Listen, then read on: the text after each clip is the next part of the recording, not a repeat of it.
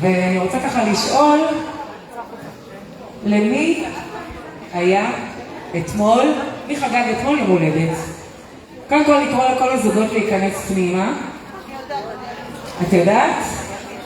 תנחשו. מתחיל באלף, אבל זה לא יהיה. מי היה יום הולדת? מי חגג אתמול יום הולדת? מתקרב, את צודקת, בואו נקרא לו מבחוץ. איפה הוא? אתה חגגת? נראה לי שיש עוד אבי. זה אבי פרץ. מי זה ליד גליה? איך קוראים לך?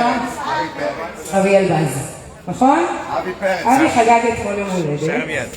אז ככה, לאבי היקר, אבי אלבז, אבי. מזל טוב. הוא לא יודע שהיה יום הולדת? הוא לא זוכר, אתה לא זוכר? לא זוכר, קוראים לו. איך קוראים לו? הוא בהלם. אוקיי. אבי, האם חגגת אתמול יום הולדת? מזל טוב, אבי.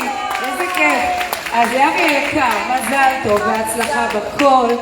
בריאות, שתמשיך לרקוד וליהנות. תנחש ממי. מי הכינה לך את ההוגה היפה והטעימה והכשרה, כשר לפסח פר? והנה, תראו. תראה במצלמה. תראה, יגאל טריקי, תראה למצלמה. כן, גליה. אוקיי, אז רחלי הכינה לך והקדישה לך את השיר. מי יודע מה יהיה מחר? אז אנחנו נחכה עם ההוגה להפסקה של עוד חצי שעה ונאכל אותה. הנה הברכה היפה. אוקיי? ונעבור לזוגות.